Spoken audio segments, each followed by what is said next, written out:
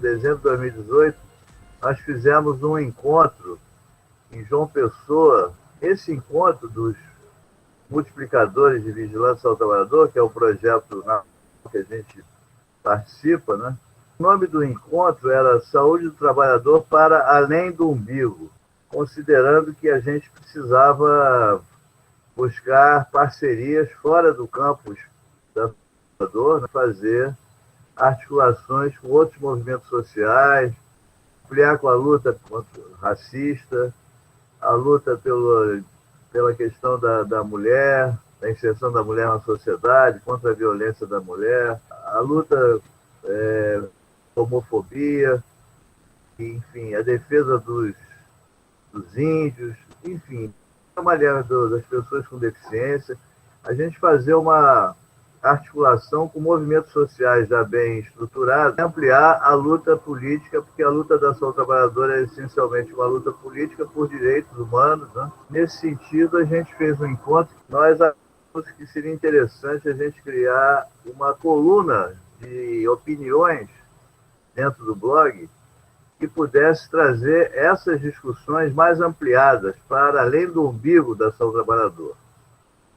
E aí a gente colocou o nome da coluna Saúde, Trabalho, Ambiente, Direitos Humanos e Movimentos Sindical e Sociais. Essa coluna passou a funcionar a partir do início do mês de janeiro. A coluna de lá para cá fez 2 anos agora. Esse sonho foi se concretizando e culmina agora com o lançamento desse livro. Nós tivemos, nesse período, 524 textos publicados, que é um número muito expressivo, né? Em 2 anos nós tivemos esse enorme de textos, todos trazendo temas que dizem respeito a esse temário da coluna Opinião: direitos humanos, saúde, trabalho, ambiente, movimento, enfim. Essa é a ideia da coluna e a gente está muito feliz, né?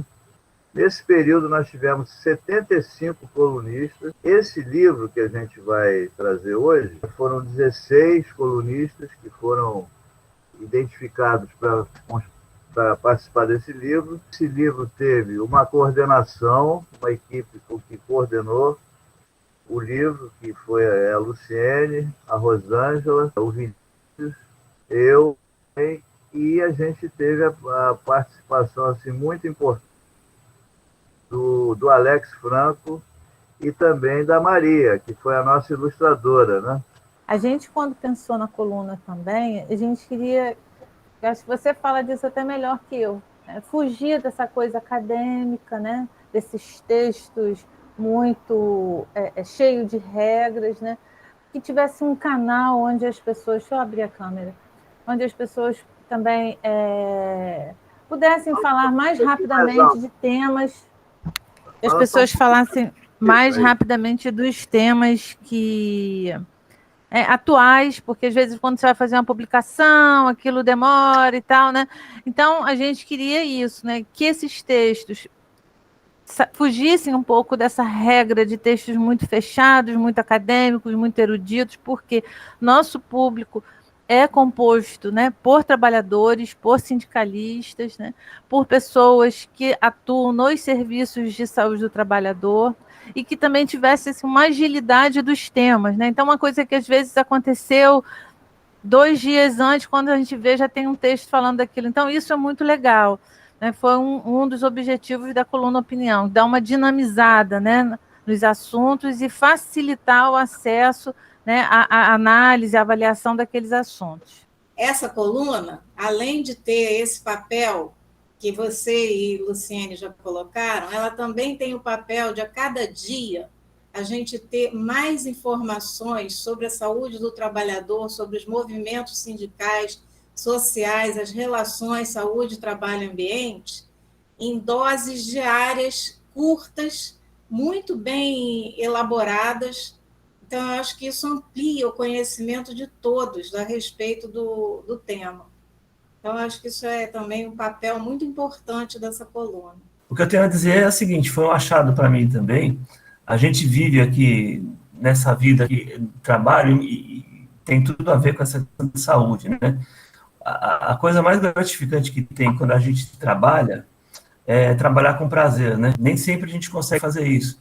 Então, quando a gente encontra uma equipe como eu encontrei vocês todos aí, com grande acolhimento, uma proposta também, uma proposta de mensagem, uma proposta política, uma proposta de vida, de crescimento, né, da sociedade, então o trabalho acaba virando um prazer. Então não é questão de dedicação, não é questão de fazer com gosto, de fazer a coisa com prazer mesmo. O livro que eu te falei, muito interessante, muito bom de fazer, foi até um trabalho em equipe, a gente se integrou muito bem, a própria Maria, quando a Maria chegou e a gente começou a conversar e trocar ideia de questões técnicas, ela incorporou rapidamente. O livro tem aí 164 páginas, né? Além de ser ilustradora, né, desde 2019, assim, eu trabalho com isso, eu sou estudante de saúde coletiva, né, no Fundão.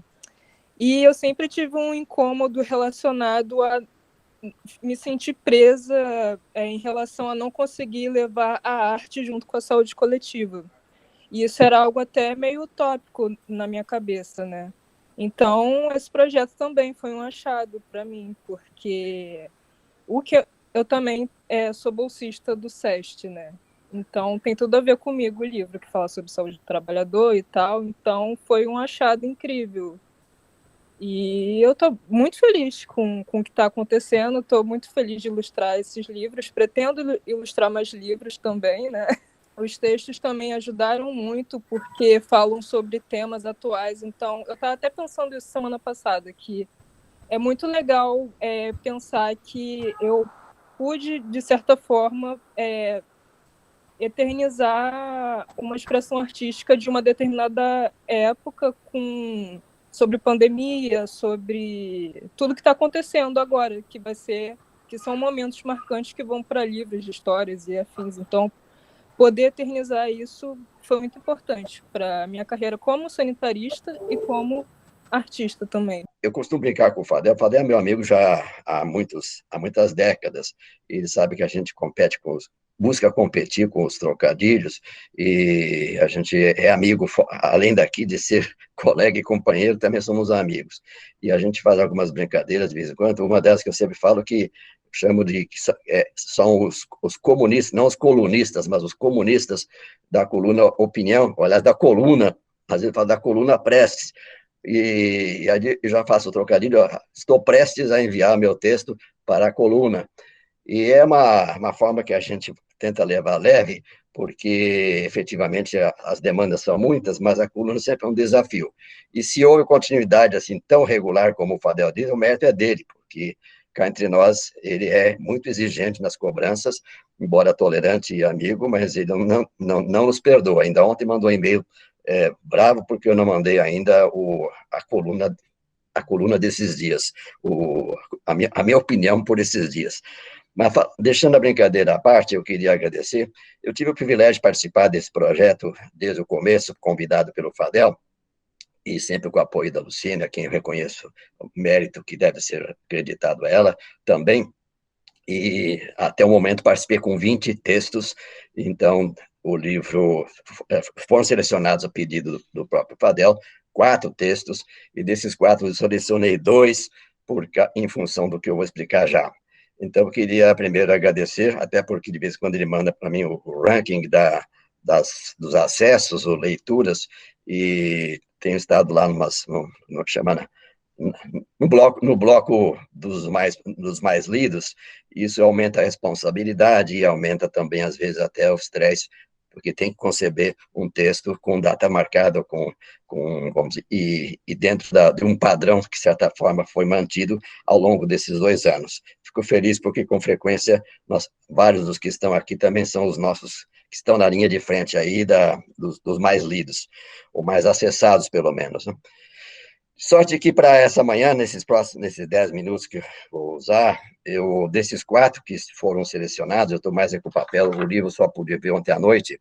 Estou feliz de estar aqui ao lado de Guimar, de Ricardo, de Diego e de Hernani Mendes, que deve ser meu parente, e além de ser meu amigo. e o Bruno, que não está no momento. E dos 4 artigos que foram selecionados, eu escolhi 2, e vou fazer referência por que eu escolhi 2.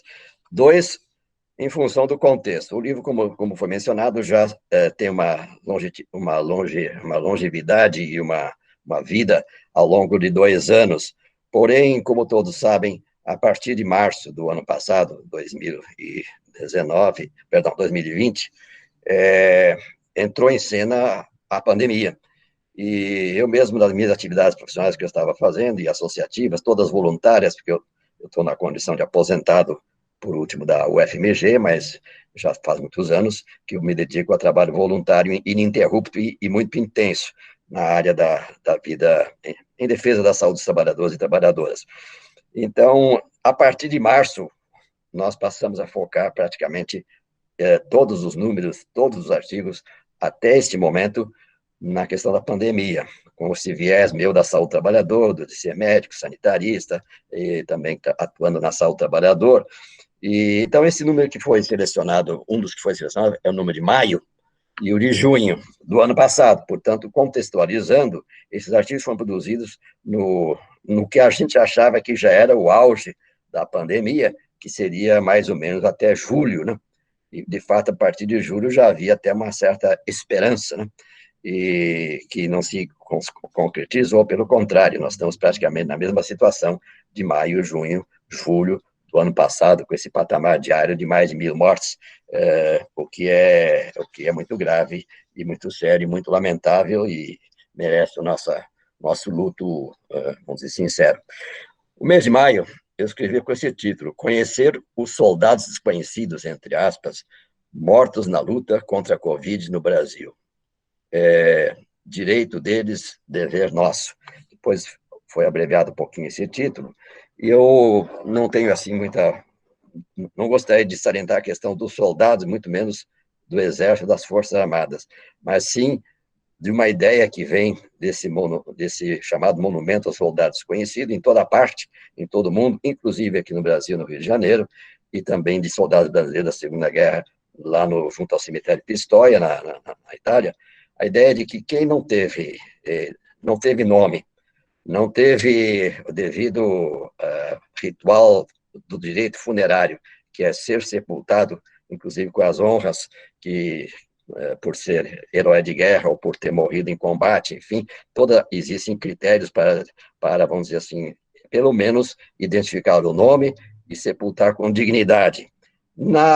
Nesta batalha contra a pandemia, primeiro já se falava em milhares, depois dezenas de milhares, e atualmente, isso escrito em maio, eu me reportava na época com 35 mil mortos em combate contra a pandemia, e que muitos deles, a maior parte deles, inclusive, não eram conhecidos, eram desconhecidos, literalmente, não tinham nome, ou tinham um nome, mas os nomes deles não são conhecidos, não foram devidamente divulgados, não foram aos necrológicos, não apareceram nos necrológicos, e aparecem nos necrológicos apenas as pessoas, as celebridades e outros que podem mandar publicar alguma coisa, e que eles mereciam o nosso respeito, nossa consideração, nossa estima, né? Que essa pandemia vinha evidenciando uma distribuição de morte, ou de vítimas e de mortes, não aleatória, mas socialmente determinada. Tema que Diego desenvolve num paper que publicou, muito qualificado.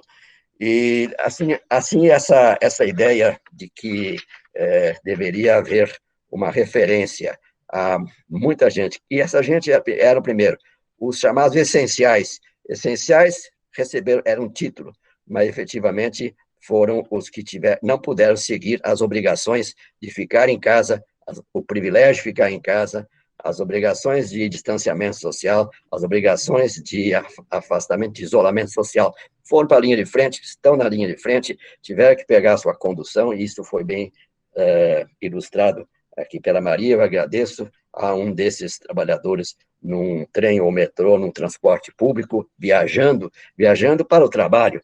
E não é só os que foram na linha de frente, mas também os que não têm a bolsa, tiveram que continuar trabalhando para sobreviver. Enfim, toda essa reflexão feita em torno de pessoas desconhecidas, que até tiveram, às vezes, sepultamentos coletivos, né? Como nós vimos tantas vezes e emocionadamente a questão de Manaus, em valas comuns, aqui em São Paulo também, valas comuns, com aquelas retroescavadeiras empurrando terra em cima de 7, 8, 10 caixões. Isso é um escândalo, pensando no sentido do direito funerário e no direito, inclusive, do reconhecimento dos direitos do morto. E é nessa linha, até queria que Rosângela um dia me ajudasse nisso, porque ela é uma estudiosa também nessa perspectiva bioética. E por último, então, nesse caso, desse artigo, depois o outro vai ser mais curto, eu vou abreviar, mas eu queria, então, só ler o último parágrafo, porque ele é o que eu queria dizer na época, e eu vou ler a partir de um ponto aqui. Urge resgatar os nomes das trabalhadoras e trabalhadores que morreram em combate, resgatar suas histórias de vida, de trabalho e de morte, como uma contribuição ao resgate de seus direitos e de sua dignidade, para não o sepultar na vala comum do esquecimento. Homens e mulheres que hoje ainda são considerados soldados desconhecidos, entre aspas, têm o direito de serem conhecidos. E nós, biógrafos, necrólogos, arqueólogos da memória, colegas e companheiros, familiares e amigos, militantes, podemos, aliás, devemos fazer a nossa parte.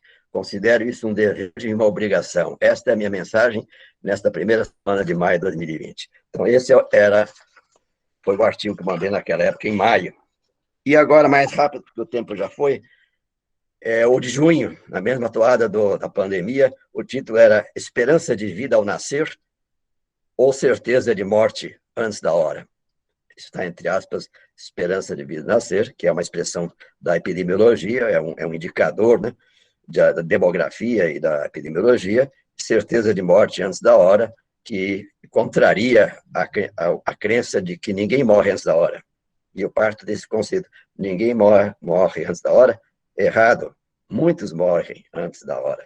E eu começo, então, nesse artigo, justamente a partir da morte de João Pedro, o menino de 14 anos, que foi morto no Rio de Janeiro, e justamente eu até faço uma reflexão, como eu gosto de trocadilho também, um pouco da religião, que chamava-se João Pedro, eu chamei aqui, nome de apóstolos e de papas, nome pomposo, João Pedro, e ele foi brutalmente assassinado e ficou por isso mesmo, e foi foi 18 de maio e 25 de maio, o George Floyd, como também todos se lembram, e a partir, então, dessa certeza de morte antes da hora, eu volto outra vez para a Covid e mostro justamente quem está morrendo nas periferias, mais negros, mais o entrecruzamento vamos dizer, entre gênero, entre raça ou cor, entre classe social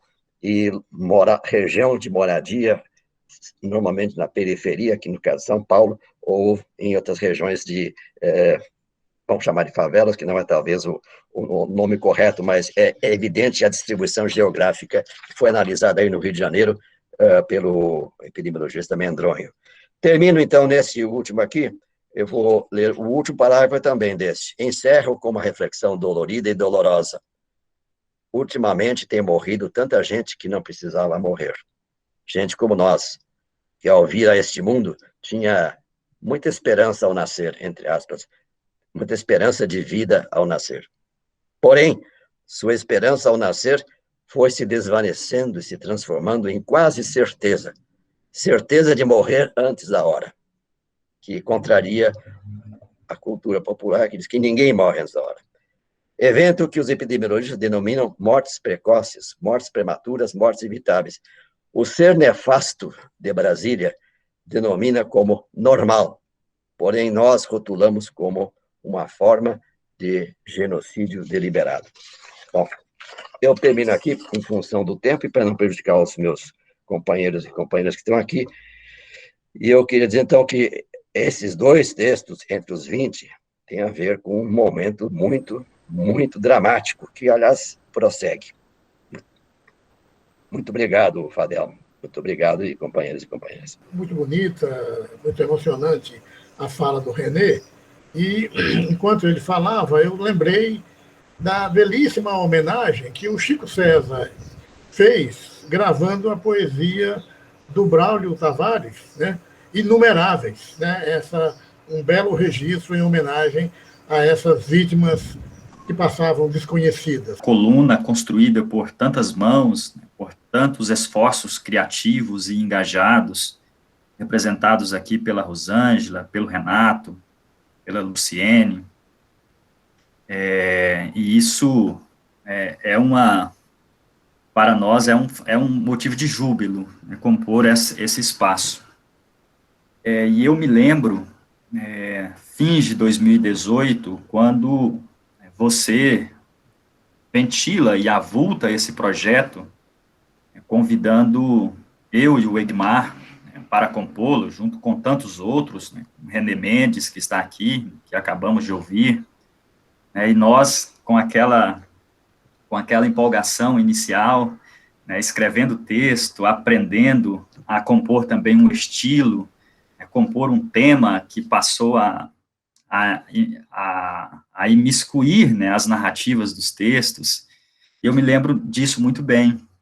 E depois desses textos iniciais, outras amigas e amigos daqui de Goiás também passaram a compor, especialmente do grupo coordenado pelo professor Egmar, textos emocionantes e criativos, né, da Carol, da Ana Carolina, do Tiago, sempre com a força da militância no campo do turismo, a narrativa fabulosa e criativa do Rodrigo, mais recente do Valdir, né, hoje o Alisson inaugura isso com o primeiro texto, né, de modo também emocionante, e outros também que podem compor, né, o João Staciarini, que é também um escritor, né, pesquisador, e pesquisa a medicalização da vida.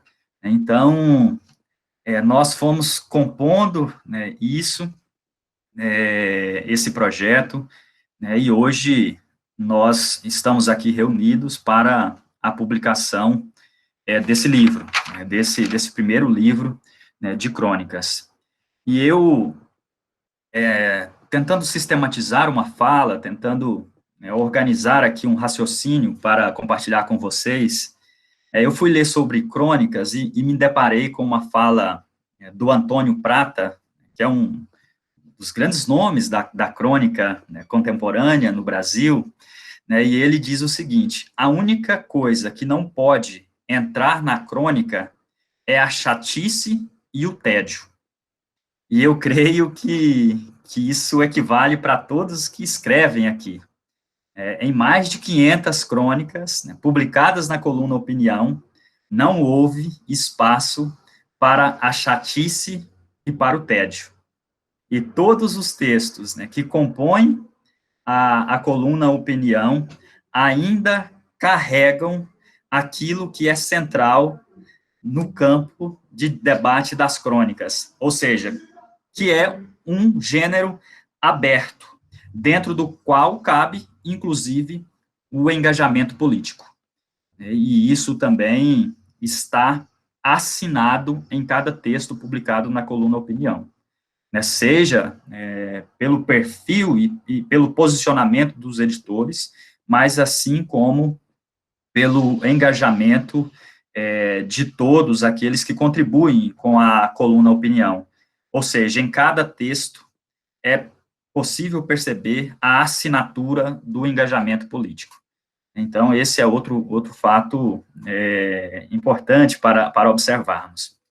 E, no meu caso, eu, né, neste livro, houve os textos selecionados, um texto, eu falarei um pouco sobre eles, um texto, uma lluvia em Serra Maestra, uma chuva em Serra Maestra, em 2019, eu, junto a um grupo, realizamos uma viagem a Cuba e tivemos uma experiência de campo em Serra Maestra. E na volta desta caminhada em Serra Maestra, houve uma chuva muito forte. E debaixo daquela chuva, o nosso guia foi muito solidário conosco, apoiando em toda a caminhada, assim como os companheiros de caminhada em Serra Maestra, né, foram atentos com os colegas para o risco naquele retorno de uma chuva em Serra Maestra. Aquele gesto de solidariedade nos fez lembrar também dos gestos de solidariedade entre os guerrilheiros de Serra Maestra, dos camponeses com os guerrilheiros de Serra Maestra, mas assim, não só isso, né, aquele gesto me fez refletir sobre o sentido político da solidariedade, especialmente em um momento em que o ódio, um governo autoritário contra os trabalhadores se arvorava no país, né, de maneira incisiva. Então, diante daquilo, e diante daquela experiência em Serra Maestra, diante daquela reflexão sobre o sentido político da solidariedade, eu escrevi aquela crônica que está publicada no livro, sublinhando isso, o sentido político da solidariedade entre os trabalhadores, entre as trabalhadoras, entre os sindicatos, entre os movimentos sociais. A solidariedade para enfrentar o estado de coisas atuais é fundamental. Essa é uma das assinaturas desta crônica.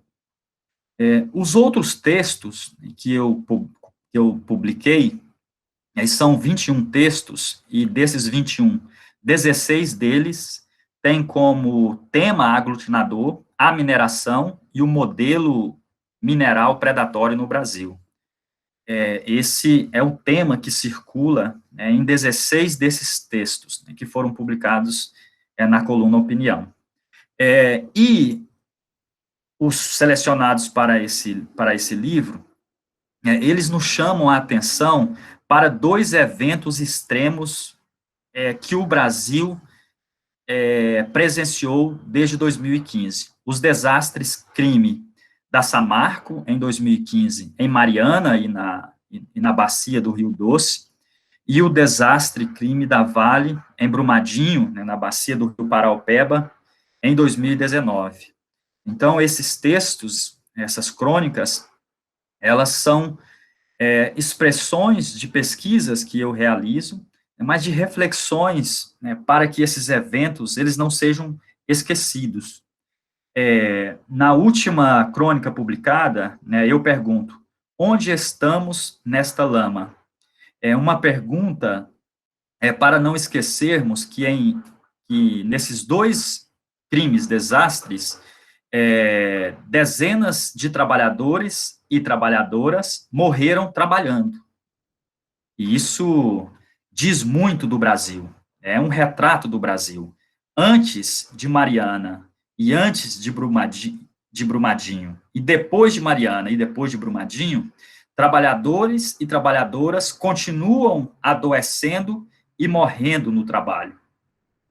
E isso é um retrato do Brasil e de sua precariedade, no sentido de proteger os seus trabalhadores e trabalhadoras. Portanto, eu quero, já concluindo aqui a fala, ler um trecho de um desses textos que foram publicados no livro. É um fragmento do texto Brumadinho, o desastre que não passou, um retrato do Brasil real. Diz o seguinte: se o desastre crime da Vale é o retrato do Brasil real, então há que se ler essa fotografia criticamente.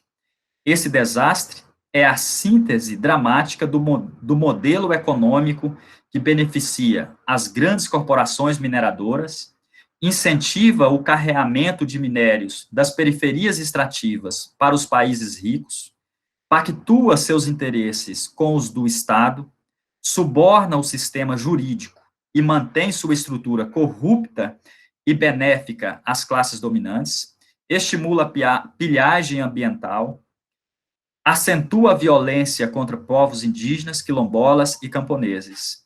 Esse desastre, por ser compreendido como retrato do Brasil real, avulta outros desastres: o desastre da educação, o desastre da violência, o desastre do desemprego, o desastre da desigualdade, o desastre do trabalho precarizado. Esses e outros desastres desvelam o retrato de um país em escombros, ou especializado na ruína da educação, de territórios, da cultura, da juventude, da saúde de trabalhadores, ecossistemas e recursos naturais.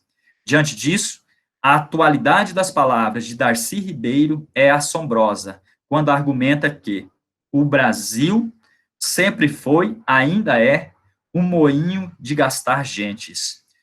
Construímos-nos queimando milhões de índios, depois queimamos milhões de negros. Atualmente, estamos queimando, desgastando milhões de mestiços brasileiros na produção, não do que eles consomem, mas do que dá lucro às classes dominantes.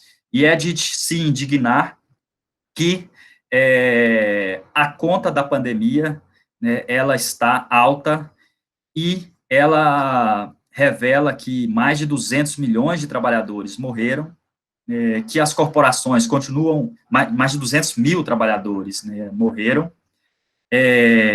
que as corporações continuam lucrando, né, com esse desastre atual, né, do Brasil real.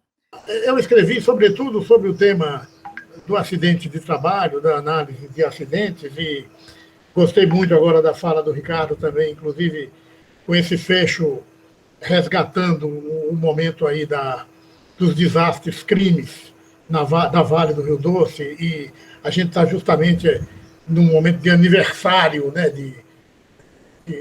do desastre de Brumadinho, e é importante, a coluna pôde oportunizar que esse tema fosse tratado muito em cima da hora, a gente não demorasse a ter uma reflexão estimulada, né? Bom, os textos que eu fiz, são 4 textos que falam selecionados aí para acidentes.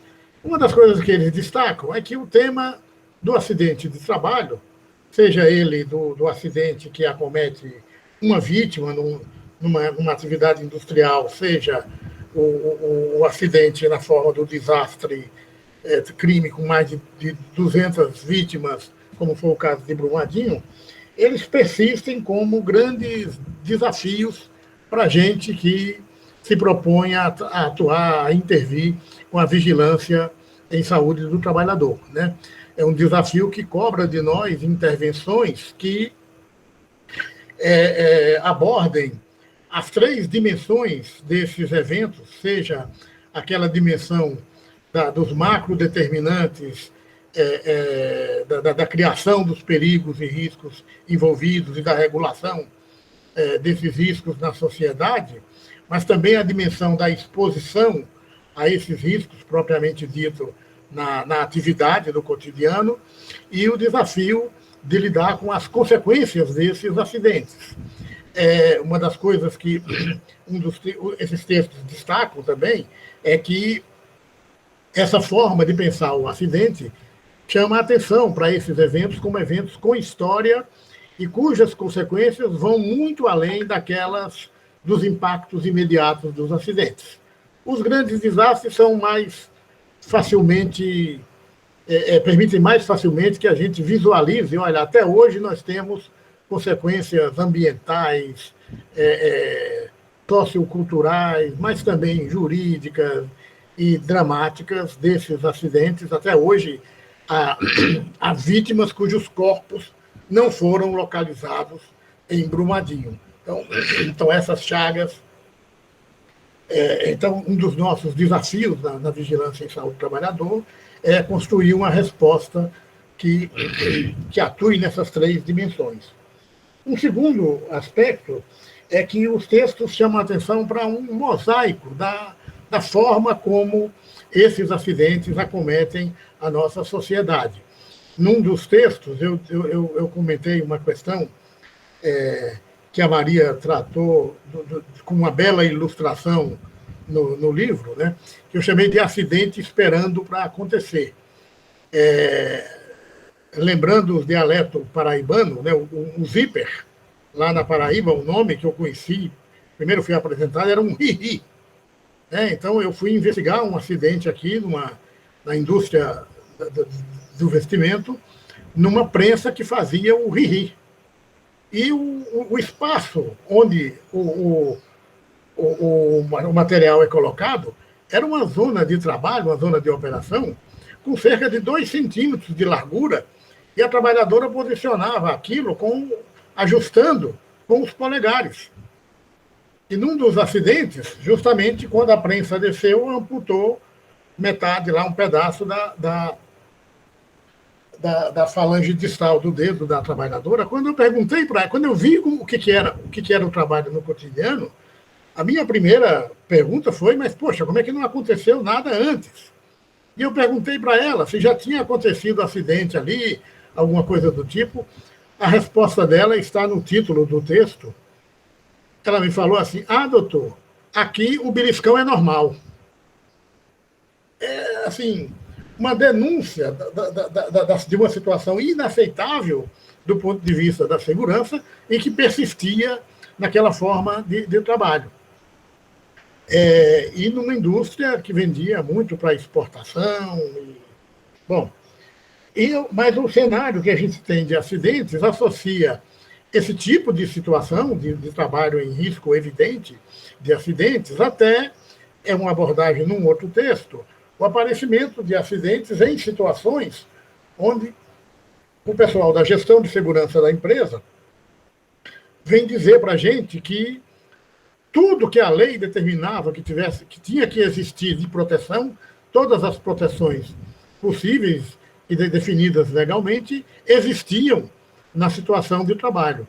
Então, você tem um acidente numa situação de gestão de segurança que nos desafia mais do ponto de vista da condução da investigação, porque o que vai aparecer explicando o acidente são justamente aspectos que a gestão de segurança não foi capaz de antecipar.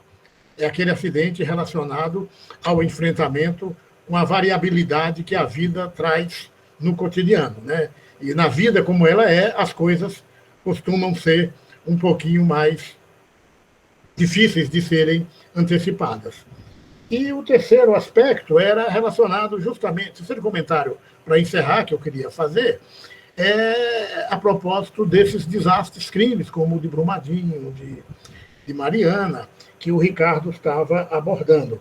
Eu acho que esses desastres, infelizmente, eles denunciam para a gente que a gente está convivendo com uma situação, um modelo vigente de análise de desastres, desses grandes acidentes, crimes no país, é um modelo que se mostra esgotado, precisa ser revisto e até, eu diria que no que se refere a Brumadinho, a resposta da produção científica no país em relação a esse acidente dá boas pistas de que caminhos precisariam ser trilhados para que a gente possa também trabalhar em relação a esses acidentes as 3 dimensões que a gente discute na vigilância em saúde do trabalhador.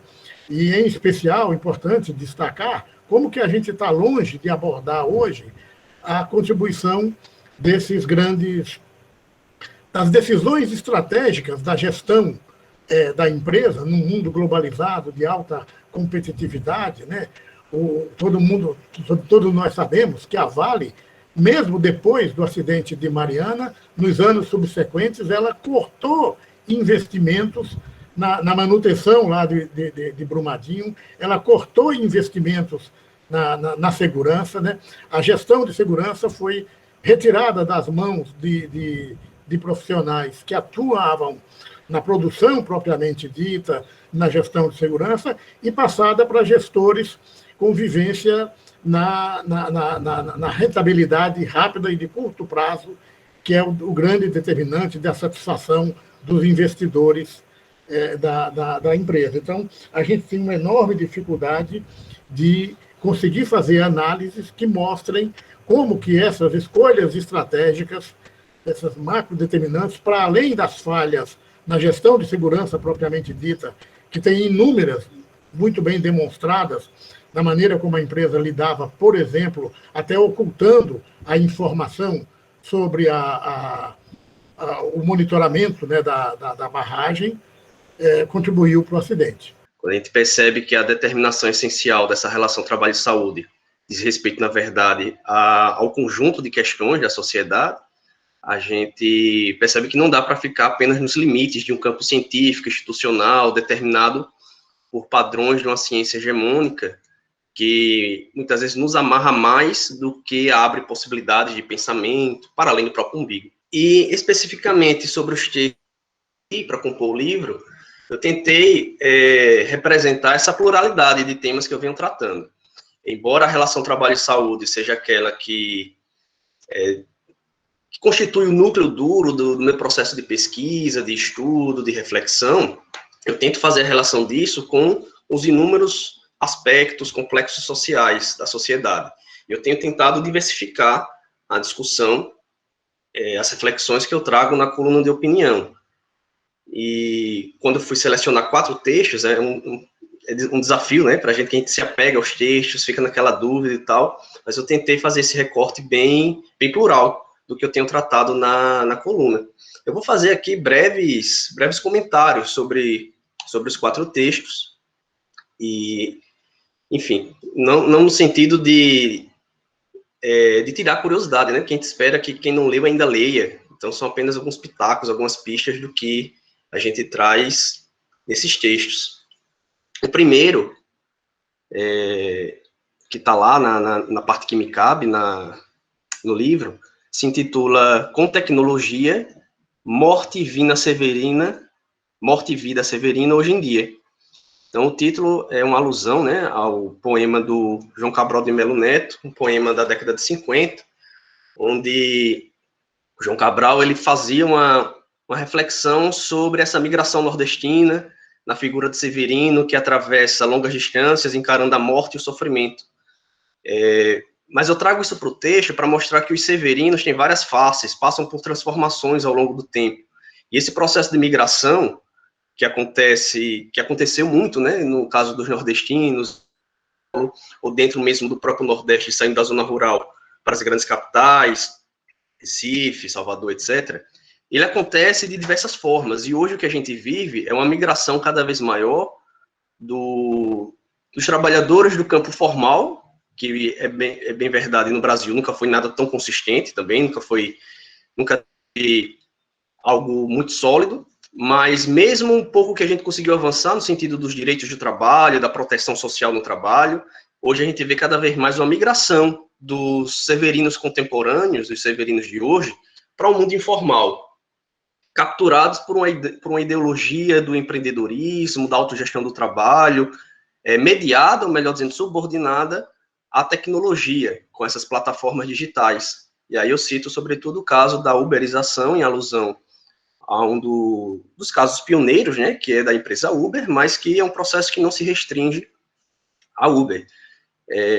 Avança para diversos setores, inclusive do cuidado em saúde, a entrega de alimentos. Hoje são muitas plataformas digitais que se colocam como elas se colocam como meras mediadoras entre duas partes supostamente iguais, que, né, uma oferece o serviço e a outra, entre aspas, consome o serviço, mas na verdade elas controlam por algoritmos, por todo esse processo do que acontece, mistificando relações de trabalho, porque esses supostos empreendedores, na verdade, continuam sendo trabalhadores explorados, agora sem direitos trabalhistas, porque essas plataformas digitais, elas conseguem se esquivar de responsabilidades trabalhistas e fiscais também. Então, é uma problemática que permeia o debate contemporâneo do mundo do trabalho, que tem várias repercussões na saúde dos trabalhadores, assim como o Severino do João Cabral de Melo Neto, o entregador de aplicativo, o motorista de aplicativo, também vem enfrentando adoecimento, sofrimento e morte.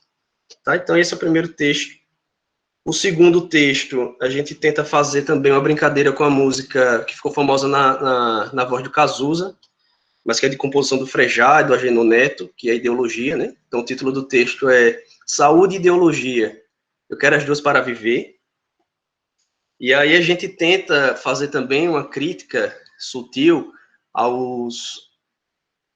aos líderes políticos, aos chefes de Estado, que dizem que vão governar sem vieses ideológicos, e a gente viu muito isso no discurso da campanha eleitoral de 2018, e, na verdade, eu aponto que isso é uma postura cretina e desonesta, porque justamente esses, na verdade, eles estão fazendo o tipo de guerra ideológica o mais baixa possível. Então, desconfie sempre que quando alguém fala que vai fazer qualquer coisa sem viés ideológico, assumindo a fantasia da neutralidade, porque essa não é possível, a neutralidade não é possível de existir numa sociedade antagonizada como é a nossa, sociedade capitalista. A ideologia vai estar presente em qualquer ação humana, né? Não existe ação neutra. Quando a gente assume essa suposta posição neutra, na verdade, a gente está a favor do que está posto, do status quo. Então, isso já é um posicionamento ideológico. E a saúde, entendida como processo social, também precisa, quem faz saúde, nessa perspectiva, precisa assumir, ter consciência do seu lado, do seu posicionamento ideológico. Se a saúde não é meramente um conjunto de processos biológicos, se ela é, na verdade, um processo social, ainda que seja também biológico, se ela requer intervenções que vão para além da anatomia, da fisiologia, da patologia, da cirurgia, etc., se ela requer intervenção social, ela requer posicionamento, né? A gente precisa ter consciência, precisa ter direcionamento ideológico, um processo de tomada de consciência. Se trata aqui de descobrir algo individualmente. É um processo de consciência de classe. E no terceiro texto, também eu volto a fazer uma brincadeira com uma canção, Homem com H, que ficou famosa aí também com o Ney Matogrosso, né? E por ocasião do Novembro Azul. Então, sempre vinha me incomodando essas cores dos meses do SUS, ainda que eu reconheça o valoroso esforço dos trabalhadores do Sistema Único de Saúde, que nessas campanhas conseguem resultados concretos, ainda que pontuais. Mas a minha crítica é no sentido de que muitas vezes esses meses dão visibilidade por pouco tempo a um tema, a uma determinada área da saúde, e isso não ganha organicidade, a gente perde a perspectiva da totalidade, da permanência da discussão, e acaba servindo muitas vezes para marketing, campanhas que servem muito ao marketing de secretarias municipais, estaduais de saúde, ou até instituições privadas de saúde. Não quero dizer com isso que não haja um esforço ali valoroso, já falei isso e eu tenho esse cuidado de respeitar o trabalho de quem se esforça nessas campanhas. E me incomoda muito mais a questão do Outubro Rosa e Novembro Azul, porque traz uma perspectiva muito pobre de gênero, né? Foi quando eu lembrei da Damares, a primeira frase que ela diz quando assume o Ministério da Mulher, da Família, dos Direitos Humanos, é que meninas vestem rosa e meninos vestem azul. Então, o SUS, antes mesmo da Damares, ele institucionalizou essa perspectiva pobre de gênero, né, que dicotomiza e que reproduz, na verdade, uma perspectiva de masculinidade opressora, né, o provedor da casa e de feminilidade submissa, subsumida, e que isso se reproduz com graves consequências, inclusive para o próprio homem, para a saúde do homem, que tem sido negligenciada, embora a partir de 2008, 2009 a gente tenha uma política nacional de atenção integral à saúde do homem, com alguns avanços, mas que acabou nesse processo novamente sendo engolida por essa perspectiva de gênero limitada e também pela própria perspectiva biomédica. Então, muitas vezes a gente vê campanhas que reduzem o homem à próstata, reduzem o homem ao pênis, e não conseguem chegar ao âmago da questão, que é trabalhar essa perspectiva de masculinidade, que é extremamente danosa para o próprio homem, mas é claro, é danosa para a sociedade como um todo, e reproduz as relações de violência, sobretudo para com os outros gêneros, né? As mulheres, os gays, os travestis, etc. Então isso precisa ser contestado e trabalhado também no que diz respeito à saúde do homem e à saúde humana, numa perspectiva de totalidade, mas é claro, reconhecendo essas particularidades de grupos sociais oprimidos e opressores, enfim, sem culpabilizar os indivíduos. E é interessante que quando eu escrevi esse texto e compartilhei, já pelo título, primeiro faço uma afirmação, né, vista azul porque eu sou homem, e depois eu interrogo, porque eu sou homem, e aí um colega veio me perguntar, eita, Diego, essa dúvida aí, essa interrogação. E na hora eu vi que a provocação que eu pretendia surtiu efeito, porque a gente percebe como é contraditória essa formação de masculinidade que se pretende forte, viril, dominadora, mas que ao mesmo tempo não resiste à dúvida, não resiste à interrogação. Qualquer contestação sobre essa perspectiva de masculinidade que é colocada já gera logo esse tipo de incômodo, né? E talvez boa parte dos preconceitos e da violência de gênero se constitua a partir disso. Por último, para ser breve, eu trago já um texto desse momento da pandemia, a partir de março também passei a me dedicar a escrever um pouco sobre a pandemia, porque foi o que tomou conta do nosso cotidiano. E aí eu trago o seguinte texto: pouca saúde e muita saúva. Os males do Brasil são transformar o Ministério da Saúde em um salveiro. Então, eu trago essa frase emblemática do livro do Mário de Andrade, Macunaíma, né, onde, vez ou outra, ele repete isso várias vezes, que é o herói sem caráter, no sentido de que Mário de Andrade estava ali dentro do modernismo, falando do Brasil, e que o brasileiro ele tinha esse múltiplo caráter, não tinha uma etnia bem definida, então ele é sem caráter porque ele está num caráter em construção, e, ao mesmo tempo, Macunaíma era um libertino, um mentiroso, um anti-herói. E, vez ou outra, ele expressava isso a partir dessa frase, né, que os males do Brasil são as saúvas, e pouca saúde, que é o que a gente está vendo no Ministério da Saúde, que se transformou no Ministério da Saúva. Né, algumas saúvas estiveram presentes, mesmo antes da pandemia, porque a gente não pode esquecer, né, que o Mandetta já era um privatista, já era um cara que não trabalhava a favor do SUS, ainda que desses todos tinha tido algo mais de sensatez no início da pandemia.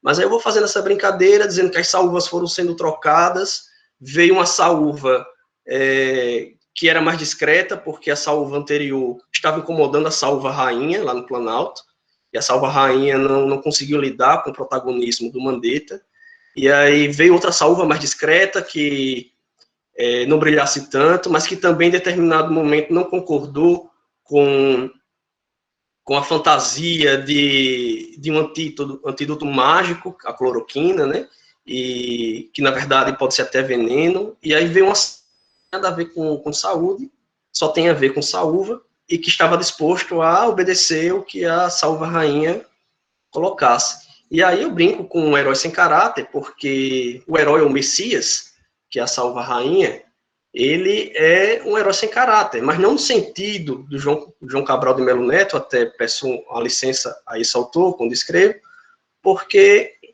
não é naquele sentido do anti-herói Macunaíma, que desperta até uma simpatia do leitor, mas é no sentido de não ter caráter mesmo, porque despreza a vida, despreza o SUS, despreza a ciência, e é um grande genocida.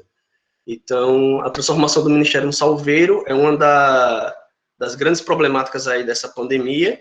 Não à toa agora o Brasil, nesse ranking de avaliação de combate à pandemia, está em último lugar, e a gente precisa superar isso, né? Tudo isso vai passar, infelizmente está passando com muitas mortes e sofrimento, mas a gente precisa tirar esses assassinos do Ministério. Foi a partir do Setembro Amarelo que eu vi as proporções que tomam o que a gente escreve na coluna Opinião, né, e nas palavras do próprio Fadel lá no blog, né, ele diz, são textos que são de opinião dos autores, mas que provavelmente vão ser muito mais lidos do que qualquer texto científico que a gente escreva, né, porque os textos científicos, eles ficam muito presos a uma formalidade, a metodologias, a temáticas específicas, que levam muito tempo também para serem publicados, e geralmente só são lidos por aqueles que querem estudar o assunto, né, e eu parto do pressuposto que a ciência que eu faço é a ciência que deva chegar, né, a todos e todas.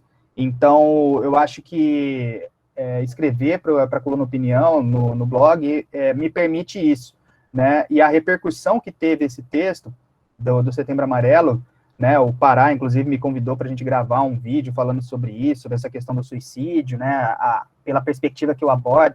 Até hoje, assim, me chegam muitas pessoas falando sobre esse texto, né, e aí eu vi, então, o potencial, o alcance, e me motiva muito escrever para a coluna Opinião, porque a gente, durante um mestrado, um doutorado, um pós-doc, por vezes a gente fica muito preso, né, àquele tema, e o mundo do trabalho, ele é tão dinâmico, ele vai mudando, e tem outros tantos temas que vão nos interessando, e a gente tem vontade de falar sobre eles, de tentar entender, né, eu, pelo menos, a minha mãe, ela brinca comigo, né, ela fala assim, você só podia ter sido pesquisador mesmo, né, eu acho que a primeira palavra que você falou foi porquê, você sempre quis saber o porquê das coisas, né, eu sempre quis estar próximo de coisas que me assustam, que me dão medo, né, acho que com a Covid-19 eu fiz um pouco disso, tentar estar um pouco próximo desse assunto, né, então, e curioso que os textos que foram selecionados para o livro, né, os meus textos, e eu digo que foram selecionados, que quando o Fadel me pediu para escolher, eu não consegui, né, eu falei para ele, falei, Fadel, eu não consigo escolher porque tenho afinidade por tantos, porque eu realmente os fiz com muito carinho, né, cada um deles são assuntos que me interessaram muito e que eu estudei, né, assim, me permitiu uma pausa no meio da loucura das nossas rotinas de trabalho para eu estudar um pouco aquele assunto, que me motivava para conseguir escrever, né, saber o que as pessoas iam achar da visão que eu estava dando, né, e aí pedi para que ele escolhesse, e ele acabou escolhendo justamente aí a minha trilogia das cores, né, que extrapolou, foram 4 textos, né, eu faço até uma referência a isso, né, a trilogia das cores, que é do cineasta polonês Kiełowski, né, que ele tem a Liberdade Azul, a Igualdade Branca e a Fraternidade Vermelha, né, 3 filmes belíssimos que eu indico, baseado na provocação que o Diego coloca dessas campanhas em saúde pública, né, que são adotadas sem muita crítica em relação a essas cores, né, então eu tentei ir além da aparência e ir um pouco na essência delas para saber, assim, bom, sobre o que elas falam, e o que elas não falam, no fim das contas, né? O que elas não abordam. E aí, obviamente, essa categoria que vem sendo muito vilipendiada e esquecida nas campanhas de saúde pública, que é o trabalho, né? É algo que não é abordado, simplesmente, nessas campanhas, né? Então, isso me chamou muita atenção, porque se a gente não vai nessa categoria que é central, né? Para a determinação do processo de saúde e doença, talvez a gente não atinja as finalidades últimas dessas campanhas, né, e fique numa coisa ainda muito aparente, muito na superfície, né, de que a gente vai lidar com questões ali que para inglês ver, né, a gente vai fazer uma campanha aí que é para tentar reduzir um pouquinho, mas a gente não mexe no foco do problema. E aí, esses textos, então, que eu falo sobre o Setembro Amarelo relacionado ao trabalho, o Outubro Rosa relacionado ao trabalho, Novembro Azul relacionado ao trabalho, né, eu não chego a fazer essas críticas mais profundas que o Diego colocou e me fizeram pensar aqui, né, em termos de gênero, em termos dessa adoção sem crítica, né, por parte das secretarias, mas eu tento colocar a questão do trabalho, né, como um foco central para essas campanhas. E aí, especificamente do Outubro Rosa e do Novembro Azul, são ensaios, né, são tentativas ali de tentar entrar no assunto, foram textos escritos pré-pandemia, né, em 2019, e eu não aprofundei eles no ano passado, em 2020, porque eu não me sentia, assim, capaz de poder ir um pouco mais a fundo, né, eu não sou estudioso da área de neoplasias, o meu campo é mais, pela minha formação inicial em psicologia, o meu campo é mais a saúde mental relacionada ao trabalho, né, então, por essa razão que o Setembro Amarelo ganhou até uma parte 2 no ano passado, né, porque eu tinha novos pensamentos sobre o assunto a partir da pandemia, inclusive. Então, falando especificamente dos textos do Outubro Rosa e do Novembro Azul, eu tento apontar, né, que essas neoplasias, que são a segunda maior causa de incidência, né, tanto em mulheres quanto em homens, o câncer de mama e o câncer de próstata, né, que eles têm, eu tentei pegar pelo viés epidemiológico, né, peguei estudos que mostram que eles têm maior incidência em determinadas categorias profissionais, né, mais do que a média populacional, justamente por conta do processo produtivo, né, com o que as pessoas trabalham, e muito disso estava ligado, por exemplo, ao trabalho no campo, ao trabalho com pesticidas, né, e a gente estava vivendo um momento em que o governo havia aprovado, né, mais de 200 novos agrotóxicos, a gente estava vivendo um momento em que haviam sido feitas pesquisas sobre a quantidade desses agrotóxicos que tem na água que a gente bebe, por exemplo, né, então, nesses 2 artigos especificamente, eu tentei fazer um ensaio e notei, né, que no Outubro Rosa, por exemplo, né, nada é falado sobre as mulheres que trabalham no campo, né, isso também, né, um pouco do espírito da época. Em dezembro de 2018, na segunda jornada de saúde do trabalhador e da trabalhadora, o Ministério havia lançado o Atlas do câncer relacionado ao trabalho, né, então me baseei muito naquela publicação também, que mostrava isso, as regiões do país e as categorias mais afetadas, né, e cheguei a estudos que mostravam o quanto que comissárias de voo têm também maior incidência de câncer de mama. Isso se dá muitas vezes por conta do contato com campos eletromagnéticos do cockpit, da radiação ultravioleta, do ozônio, do combustível da aeronave, né? E então, assim, quanto mais a gente tem um progresso tecnológico, quanto mais a gente consegue alcançar tempos de voos maiores, por exemplo, maior é a exposição dessas comissárias a essas radiações, né? Chega de 2 a 6 millisieverts por ano, né? Quando a média populacional é 1 a 2, né? Então, elas têm uma maior incidência de possibilidade de desenvolver esse câncer devido à atividade que elas fazem. E mesma coisa em relação aos homens, né, nas campanhas do Novembro Azul, que não abordam que homens que trabalham no campo, que trabalham com, eu até coloco aqui, né, aminas aromáticas, arsênio, produtos de petróleo, motor de escape de veículos, hidrocarbonetos, etc., tem um aumento no risco do câncer de próstata, né, tem maior incidência, trabalhos de agricultores, policiais, bombeiros, etc., né, peguei alguns estudos que mostram que, justamente em regiões centro-sul do país, também tem uma maior incidência, e nesse específico eu dou um tom de dizer que, em termos de uma classificação do planejamento em política pública dessa neoplasia, o Brasil ela ocupa uma terceira posição em termos da política e do planejamento, mas em termos de prestação do serviço de saúde, e principalmente em termos dessa prevenção, ele é apenas o 10º ou o 14º, né? Então, assim, o acesso a essas terapias genômicas e imunoterapia são muito caras, e o Brasil, ele acaba pecando em focar nos estágios iniciais, e principalmente nessa prevenção, porque simplesmente é ignorada essa questão do trabalho aí, por exemplo, né, do que as pessoas, com quais materiais, né, as pessoas lidam ali. Faço um outro texto em relação ao Dezembro Preto, né, que é uma alusão ao vazamento do óleo negro na costa brasileira, né, que ficou muito em vista na época, e eu peguei todas as medidas do governo federal de janeiro a dezembro de 2019 e fiz uma análise crítica sobre elas nesse texto, né, então eu pego ali desde a MP que extingue o Ministério do Trabalho, a Emenda Constitucional da Reforma da Previdência, né, tudo que aconteceu de ruim para a classe trabalhadora naquele 2019, eu tento condensar nesse texto.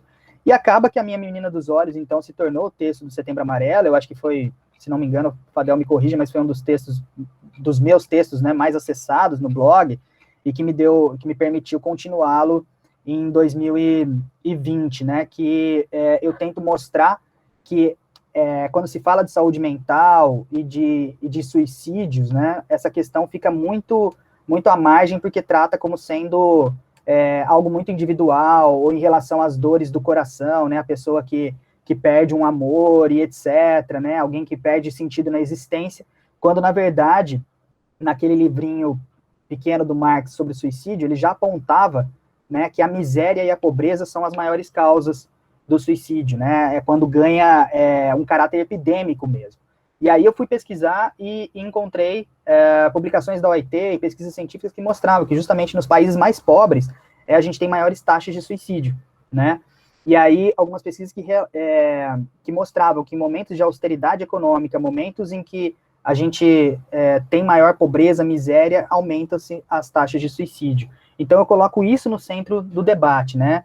Então, eu mostro que países que fizeram políticas de transferência de renda e que investiram em políticas públicas, você tem taxas de suicídio diminutas, né? Então, por exemplo, o próprio Ministério da Saúde, no relatório de 2018 sobre suicídio, coloca que em cidades que você tem um ou mais centros de atenção psicossocial, as taxas de suicídio são reduzidas, né? Então, é importante a gente falar que a questão do suicídio não é algo individual, ele não é um ato livre, mas talvez um ato, inclusive, ideológico, né? Eu até coloco a questão que o suicídio pode até ser utilizado como uma forma de reduzir o exército industrial de reserva, né?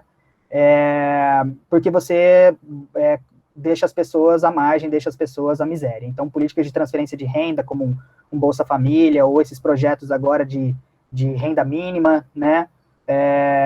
E taxações de grandes fortunas e de heranças, etc., são extremamente importantes para a gente poder tanto dar condições econômicas sociais às populações, como também investir em políticas públicas. Então, enquanto uma campanha de saúde pública não abordar essas questões, a gente vai continuar patinando e enxugando o gelo.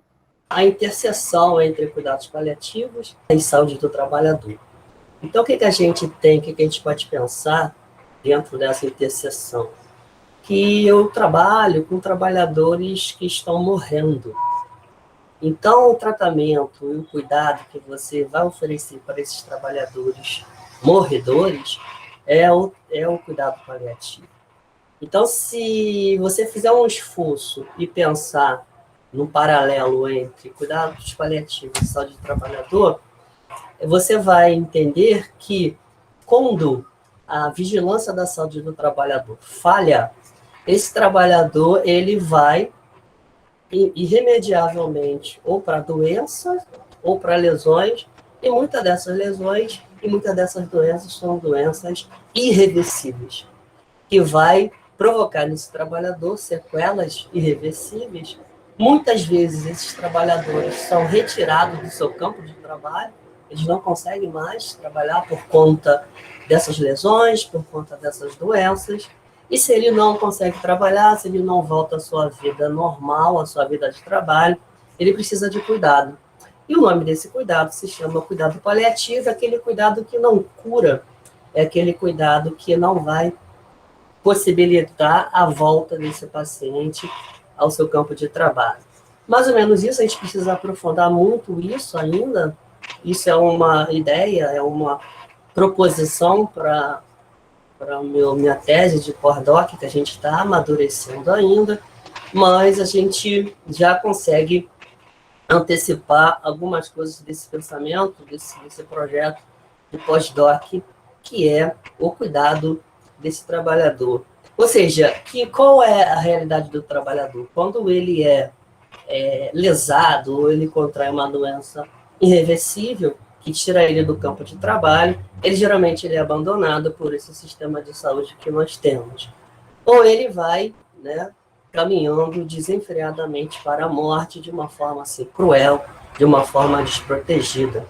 Ou seja, o trabalhador morredor, né, eu trabalho com esse paciente diariamente, converso com ele sobre trabalho, sobre a sua vida de trabalho. Evidentemente que a gente não consegue fazer esse nexo que o colega acabou de falar, esse nexo causal entre a atividade laboral e o câncer, ele é um tanto quanto discutível, um tanto quanto distante, não é tão fácil fazer esse nexo causal, ou seja, o trabalhador que trabalhou anos e anos na lavoura contraiu um câncer de próstata, eu não posso apontar e determinar que foi aquele pesticida que provocou esse câncer de próstata, até porque o câncer é multifatorial, é muito difícil você fazer esse nexo direto, muito direto e, digamos assim, de uma forma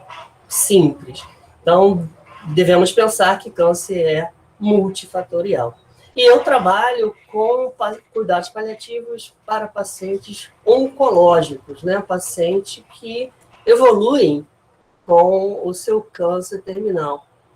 Haja vista também que, se você pensar na incidência de câncer ocupacional, você vai encontrar, evidentemente, uma porcentagem ínfima em relação a esses casos. Evidentemente que a gente sabe que são casos subnotificados, porque não tem nexo causal, enfim, porque também na ficha do trabalhador não tem lá o quesito, né, que vai permitir que a academia faça esse nexo causal. É uma coisa que a gente precisa pesquisar, uma coisa que a gente precisa evoluir.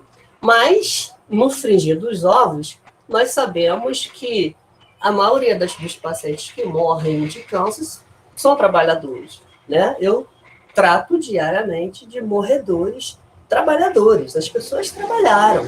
As pessoas que são atendidas pelo SUS, se você analisar, são trabalhadores, são pessoas de periferias, são pessoas, em seu grande número, negras, Então, a gente sabe que não precisa muita pesquisa, muita intervenção elaborada para entender que eu estou falando e tratando de trabalhadores. Então, o paciente que morre comigo, que morre no meu hospital, foi um trabalhador.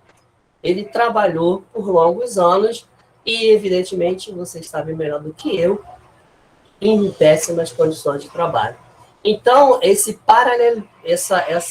interseção entre vigilância da saúde do trabalhador e cuidados paliativos é uma coisa que a gente está elaborando, e o professor Fadel, uma coisa que a gente vai ampliar, e, evidentemente, a gente vai atravessar com a questão de cor-raça, que é um tema que eu tenho me dedicado, tenho estudado, pelo menos nos últimos 12 meses.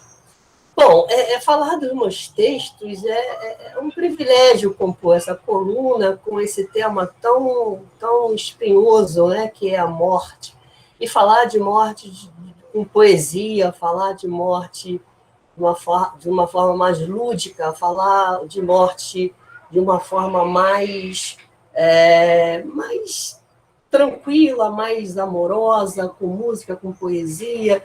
Esse primeiro texto, que foi bem ilustrado aqui pela Maria, parabéns, tem um rosa aqui, um rosa bastante aceso, bastante vivo, obrigado pela ilustração, sobre o rosal principal.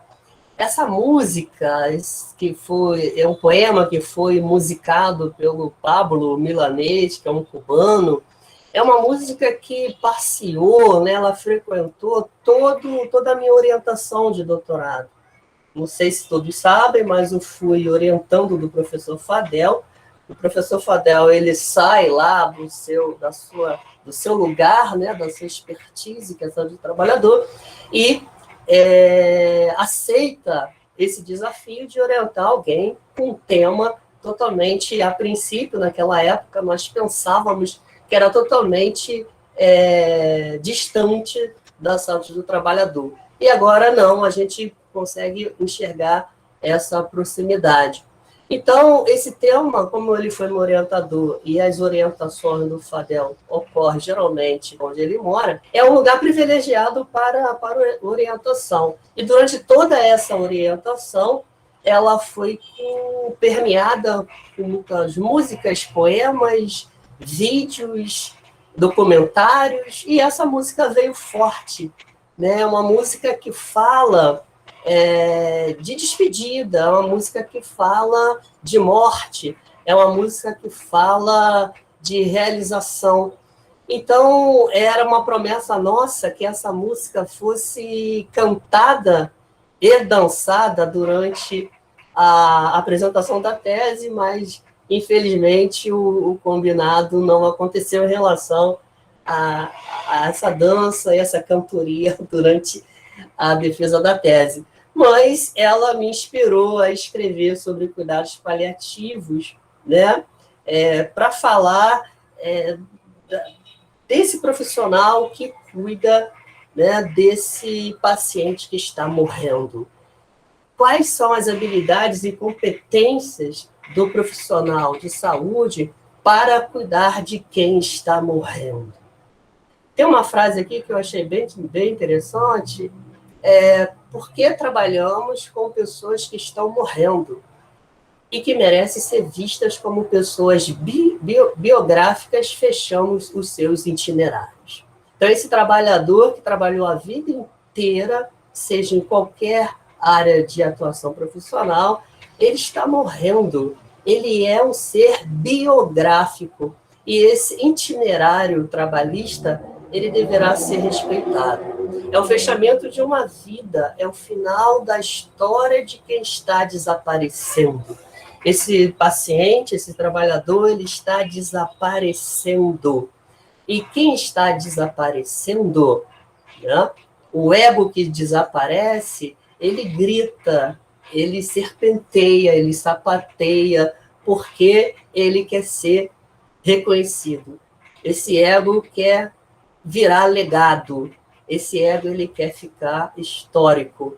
Então, pessoas que trabalham com essas pessoas que estão morrendo, elas deverão ter essas habilidades e essas competências para colocar essas pessoas no canto, no altar, como entidade, respeitando as suas biografias. Então, com muita felicidade que eu escrevo sobre cuidados paliativos de uma forma que a população em geral possa entender o que sejam os cuidados paliativos. Que cuidados são esses? São os cuidados oferecidos para qualquer pessoa que tem uma doença crônica evolutiva ou até terminal, que não responde mais à terapêutica curativa.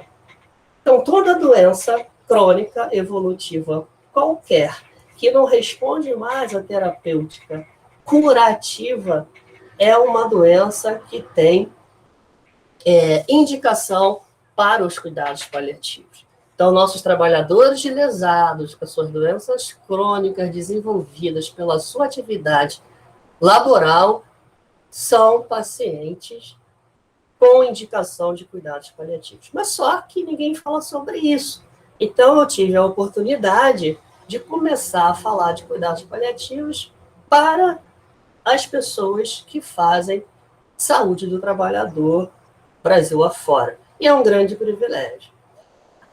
Maria Isabel foi um texto, assim, eu concordo com vários colegas colunistas que falaram que é muito difícil, eu fiquei muito dividido em relação à escolha dos textos, né? E o texto da Maria Isabel foi um texto muito impactante, porque na minha lida de paliativista, foi a primeira vez que eu ouvi de um paciente pedindo para valorizar o sofrimento dela. Ela falava, ela estava bem próxima à morte, ela estava internada no meu hospital e ela queria ir embora. Ela queria morrer em casa. Ela sabia tudo o que estava acontecendo com ela sabia que estava morrendo e ela fez o último pedido. Eu quero morrer em casa, porque morrendo em casa, o meu sofrimento é válido. Olha só, precisaremos valorizar o sofrimento das pessoas. Isso foi de uma contundência para mim enorme, porque eu nunca tinha ouvido isso de uma pessoa simples, supostamente uma trabalhadora, que falava que gostaria de morrer em casa porque em casa o sofrimento dela seria validado. Olha só, minha gente, nós da área de saúde, vocês da saúde do trabalhador, deverão aprender, né, a validar o sofrimento desses trabalhadores. Quando o Ricardo pergunta,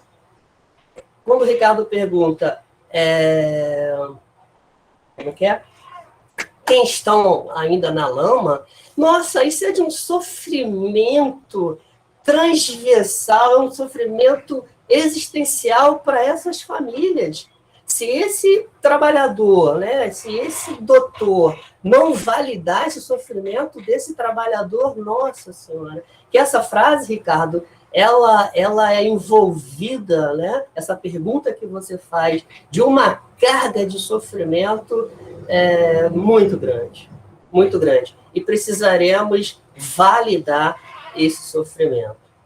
Enfim, eu acho que o Fadel daqui a pouco vai aparecer. Um texto que entrou, que ele discordou muito da minha escolha, mas é um texto que começa uma nova fase minha, que inaugura uma nova fase minha, que é triangular trabalho, racismo e cuidados paliativos. E é um texto que fala, quando o contato vira extermínio, fala da política do nosso Estado, que é uma necropolítica, uma política de matar pobres, negros e periféricos, né? Muito acentuada, evidentemente, aí pela pandemia. E eu já vou para o final, e o último texto é um texto que eu falo, evidentemente, do trabalho escravo.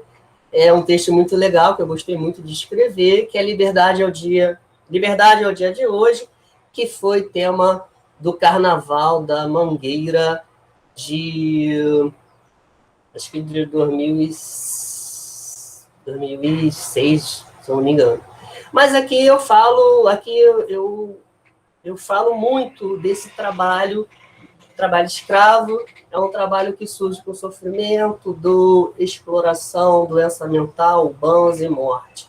Então, que vai falar também desse pensamento pós-colonial que vige até hoje, né? Nossos trabalhadores hoje sofrem por conta desse pensamento pós-colonial que inaugura a propalada colonialidade, né? É em cima desse pensamento que os empresários estão assentados, uma vez que sabemos que a maioria dos nossos trabalhadores são mestiços. Alguém já falou aqui em fábrica, em moinho de mestiço, que é o trabalho, né? Porque é fácil imaginar isso, porque nós somos negros, pardos, mestiços, 54,6% dessa população, e a maioria dos trabalhadores são negros, não é isso? Então, a gente tenta triangular aqui a minha nova fase de discutir trabalho, cuidados paliativos e racismo. Recentemente, alguém fez uma pergunta para mim, né? O que você estava gostando de fazer na sua vida, né? E aí, sem pensar muito, eu disse o seguinte: eu estou gostando de comer banana com feijão e escrever as crônicas da coluna Opinião. Eu gosto muito de escrever, escrevo habitualmente, e eu descobri que o ato de escrever me leva a não perder a perplexidade, né? A perplexidade da vida, a não ser uma pessoa corroída, né, pela normalidade, pelo automatismo, né, e pelas castrações. É um ato de libertação para mim. E eu sempre me impressiono com o mistério da escrita, né? Quem escreve descobre que os dedos têm pernas próprias. Sempre a pessoa programa, no meu caso, eu programo escrever num tom, com um conteúdo, mas numa certa altura, ou talvez até na primeira frase, né, o texto descamba. É engraçado porque os textos têm pernas próprias, mas nós todos escrevemos no hábitos, né, numa certa cultura. E eu agora, né, olhando, inclusive, o prefácio do nosso livro, e também lendo as crônicas, né, eu procuro ler o máximo que me é possível, eu sempre ganho, e às vezes eu não consigo, eu vejo que tem um estilo, né, tem pessoas com formações diferentes, com experiências diferenciadas, com idades diferenciadas, por etnias, religiões, etc., que compõem o plantel dos cronistas, mas tem um estilo ali, tem um hábitos, que eu acho isso muito, muito, muito interessante. Eu penso aqui que nós estamos aqui em comemoração, uma comemoração de uma coisa muito boa, resistente, uma coisa engajada e criativa. Esse primeiro livro é uma conquista de muito suor, de muito trabalho, de muita dedicação, né, de toda a coordenação, especialmente do Fadel. É engraçado que essa coluna surgiu no fórum, os fóruns surgiu dos cursos, o curso surgiu da militância Saúde do Trabalhador. Então, tem um elo de ligação, né, desses textos com essa história, e parece que os cronistas e as crônicas são dignos com essa história. O fundamento é uma militância pela saúde do trabalhador. E daí, os textos são corajosos, a Luciene falou no início, propõem não se limitarem, né, ao sentido acadêmico. Muitos, né, quase todos, possuem alta tonalidade poética, né, são textos combativos, né. Embora as pessoas tenham liberdade de escrever, a coluna de opinião é um exercício também de democracia, né. São vários temas e estilos, né. Eu estava ouvindo os meus queridos amigos da mesa, e percebendo que cada um deles tem mais ou menos um tema, tem uma unidade temática. As minhas crônicas não têm. Eu acho que tem uma unidade filosófica e política, mas temática não tem. Mas tem ali a assinatura ali desse plantel, né? Tem um estilo desse plantel que eu me orgulho muito. Essa semana, eu li uma poetisa portuguesa, né, muito famosa, que morreu, a Maria Lençol, e ela diz duas coisas, assim, muito ricas. Ela diz o seguinte: quando te pergunta quem você é, essa é pergunta de escravo, é uma redução. E quando te pergunta quem te chama, essa é uma pergunta de liberdade, né? Eu penso que essas crônicas é um chamamento, né? É um chamamento, é uma caminhada difícil, mas também saborosa, exitosa, de saúde do trabalhador. Essa crônica é um chamamento a uma caminhada. E tem uma passagem muito interessante também. O Marx, houve um período que ele estava muito atento ao movimento operário, com o movimento operário, né, em chamas, né, surgiu a ideia de comunismo, né, lógico que com a base teórica também, que ele era um leitor voraz, e aí ele tinha um contato com o operariado francês naquele período. A Revolução Industrial tinha caminhado para a França, e o Marx participou de algumas reuniões, chegou a escrever, participar de alguns jornais, e ele chegou a uma ideia muito interessante. Ele diz que quando os operários se reuniam para as tarefas políticas, o que eles mais tinham prazer é de conversar. E a partir do prazer de conversar, eles tinham o prazer do pensamento livre. E com o pensamento livre, eles tinham o prazer de rir. E aí o Marx diz: nesse momento, a humanidade brilha. Esse é o momento de brilho da humanidade. Para dizer, né, pegando na mão de Marx, que os trabalhadores podem brilhar. Os trabalhadores têm direito de sorrir, de beber, de gozar. Daí,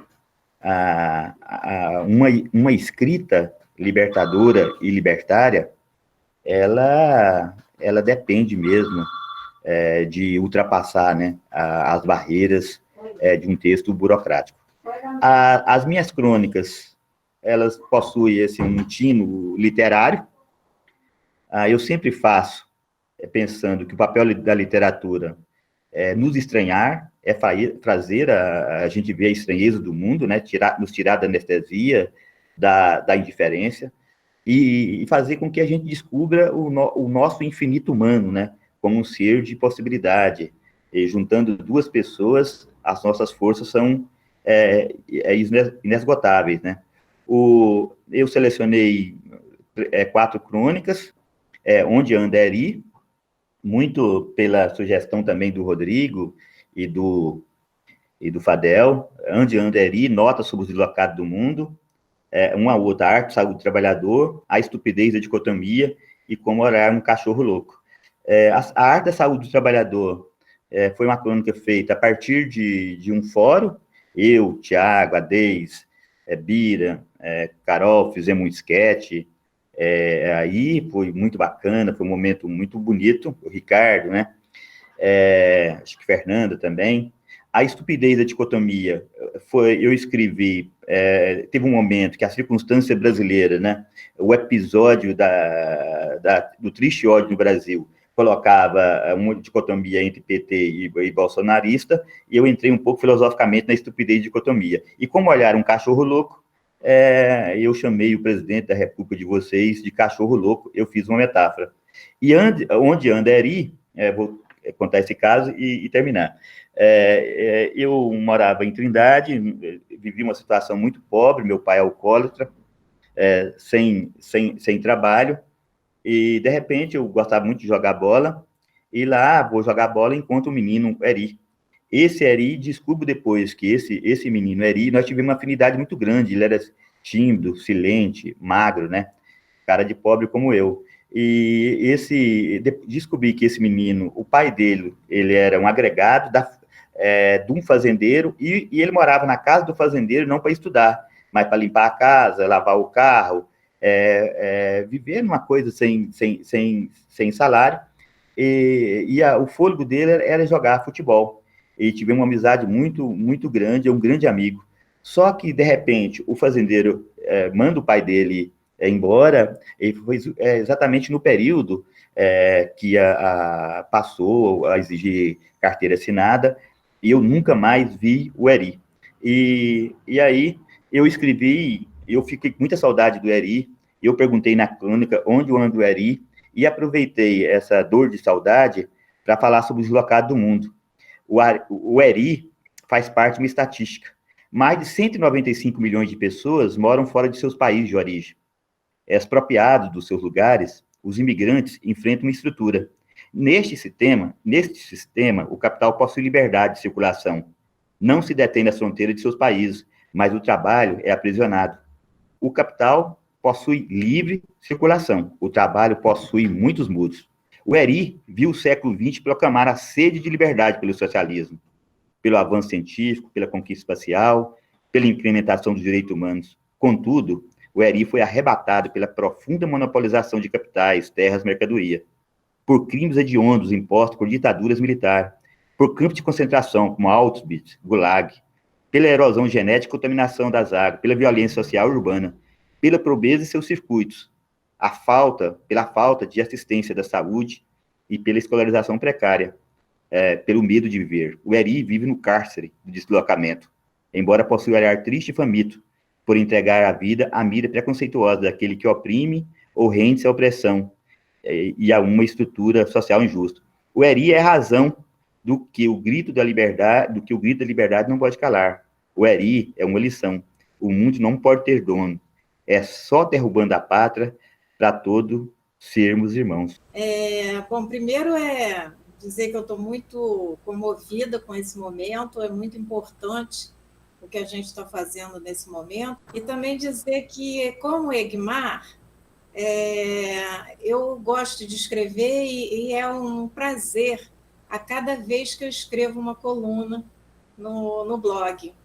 E também, como Egmar, eu não escrevo de um tema único. Eu gosto de escrever de vários temas, aquilo que me inspira naquele momento.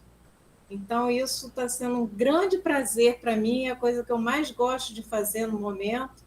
E, com certeza, como a Carol, essas colunas estão sendo muito mais lidas e conhecidas do que as minhas teses, doutorados, artigos científicos, dissertação e por aí vai. Então, isso eu achei a minha veia de pesquisa, de trabalho, e não quero abrir mão disso. Muito pelo contrário, eu quero continuar cada vez mais. Se eu pudesse, escreveria uma por dia, mas aí é muito difícil. Eu escrevo para a coluna, né? Mas eu quero falar como leitor, né? Eu li a Maria Isabel, do Hernani. O primeiro texto que eu li do Egmar foi Eri, Onde Anda Eri, e eu tive a felicidade de ler a grande obra-prima do Egmar e talvez uma das crônicas mais lindas que eu já li na minha vida. Eu li o Brecht, do René, e eu li Os Pescadores de Palavras, do Ricardo. O texto não é de vocês mais, o texto é nosso, é do leitor. O texto, vocês tiveram a honra de colocá-lo na folha, mas ele é nosso. O coroamento desse livro é, antes de tudo, do leitor. E a audiência dos textos diz muito de quem são os escritores e do que vocês realmente produziram de tamanha sensibilidade, né? Então, e eu quero agradecer, sobretudo, o Fadel, porque a palavra, o nome Fadel foi anunciado primeiramente por mim, lendo um texto pela boca do Egmar. E era um poema de um filho cego pedindo para o pai descrever, né, as paisagens. E hoje nós temos comemorando os 2 anos de um texto do Alisson sendo publicado, que é um colunista com deficiência, né, visual. Então, é muito emocionante. Esse dia é um dia para ser celebrado com bolo, cerveja e fora Bolsonaro. Então, é muito bom estar com vocês. É muito bom. E antes que eu me esqueça, é muito bom ler os textos da Rosângela. Em dias de pandemia, ler o texto emocionante da Luciene, feito à mãe, a Luciene que é enfermeira e distante da mãe. Então, acho que por tudo que nós estamos passando nessa pandemia, a palavra, ela é um grande agente de estranhamento. Então, muito obrigado a todos vocês. Fadel, é um excelente exercício, como a Rosângela disse.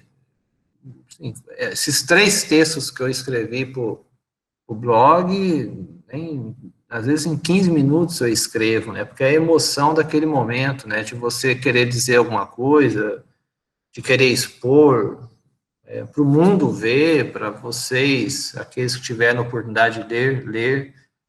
É bom saber, né? Eu li algumas coisas já do professor René, que foi o primeiro a falar, do Egmar. Às vezes eu leio antes, né? Como o Egmar já lá em Cuba, um dos textos ele me passou para eu ler. Esses dias agora do Ricardo também eu li antes, falando dos 2 anos, né? De Brumadinho. E hoje o do Alisson, né? Eu li logo cedo, logo que a Luciene mandou.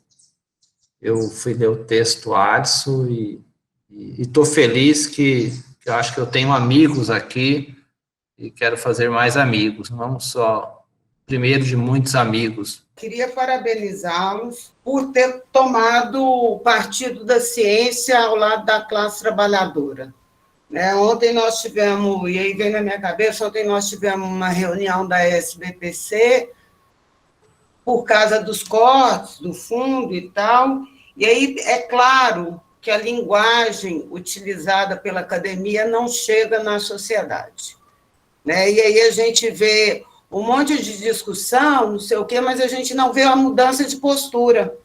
Então, a ciência tem partido, a ciência, o Partido dos Trabalhadores, da população, e aí eu queria parabenizá-los pelo trabalho, por exatamente estar isso. A linguagem, ela une, mas ela exclui também. Então, quando vocês tomam essa posição, é muito bonito de ver e de saber que a gente está perto de gente igual, dos iguais. Então, é um orgulho conhecê-los e eu também estou muito emocionada. Parabéns. Voltar a publicar, eu escrevi, mas depois parei de publicar e recebi esse convite aqui do Fadel, e assim, uma sensação de obra coletiva, sabe? Muita gente escrevendo e muita gente do mesmo lado da história, como foi dito aqui. Então, eu estou muito, muito honrado, muito feliz, muito acolhido. Para mim, é um prazer muito grande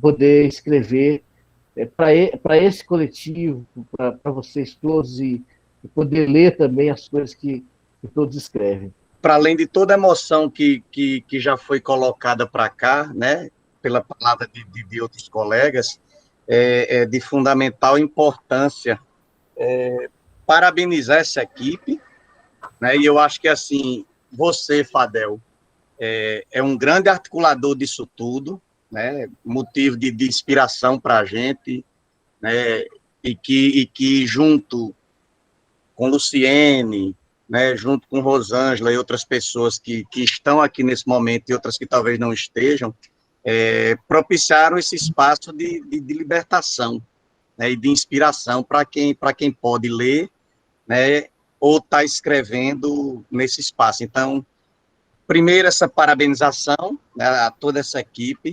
E por fim, expressar meu sentimento de gratidão, né? Desde o ano passado, se teve uma coisa boa que essa pandemia trouxe para mim, foi essa possibilidade de estar participando desses momentos, que para mim tem sido de aprendizado e de muita reflexão.